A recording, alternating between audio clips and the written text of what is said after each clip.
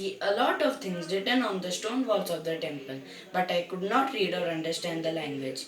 Why our ancestors write on the stone walls of the temple when they had paper and cloth? First, availability of the material, how easy it is to use, and what kind of information do you want to write, and then how long do you need it for.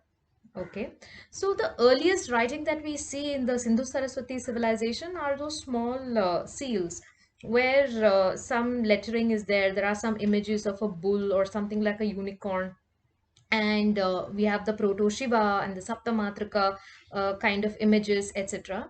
Some of these, you can actually put a string around it and wear it around your neck. And they believe that it was used to identify goods in trade and so on and so forth.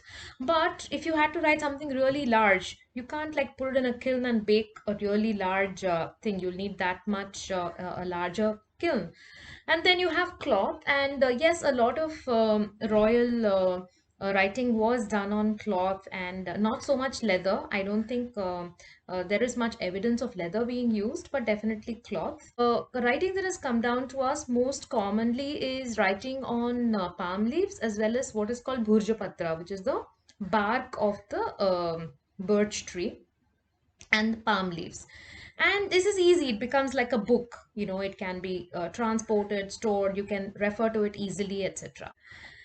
But all that also can be destroyed, right? When you inscribe on stone, it's forever. This is called the studying of what is written there is called epigraphy.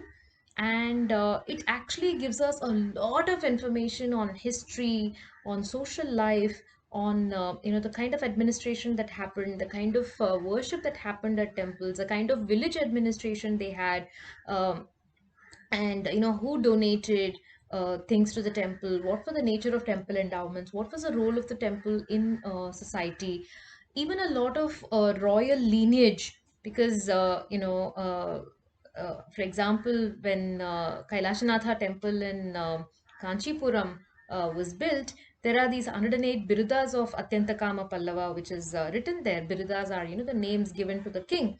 And from there, you can actually figure out a lot of things that, he patronized the Agamas. There is a term which says Shaiva Siddhanta Marge. So, you know that, Shaiva Siddhanta existed at that point of time.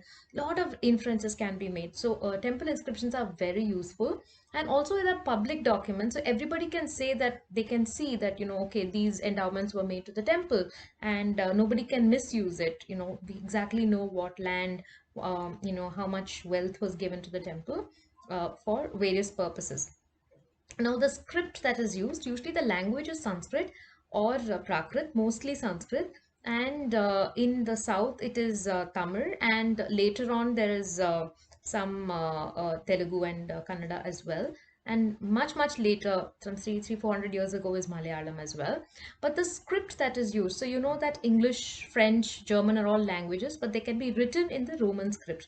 Similarly, the inscriptions are written in, mostly they're written in Brahmi and Tamil Brahmi.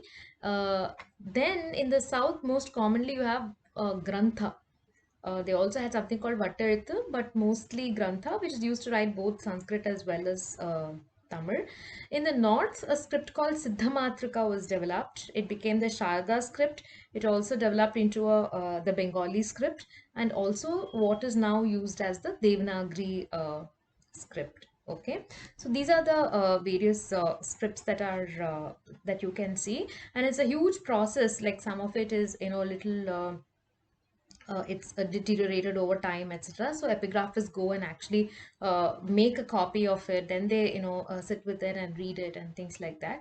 So it's a beautiful science, it's a peek into the past. A lot of you should explore going into epigraphy.